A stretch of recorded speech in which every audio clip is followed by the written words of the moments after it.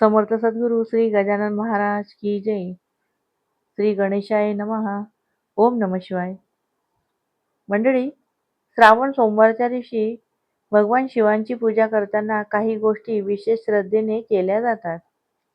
शिवलिंगावर अभिषेक कसा करावा, बेलपत्र आणि इतर पूजा साहित्य कसे अर्पण करावे, शिवामूठ नेमकी कशी वाहावी आणि शिवामूठ वाहिल्यानंतर दुसऱ्या दिवशी तिचे काय करावे, या सर्व गोष्टींची सविस्तर आणि सोपी माहिती आपण आपल्या लॉंग व्हिडिओमध्ये सांगितली आहे.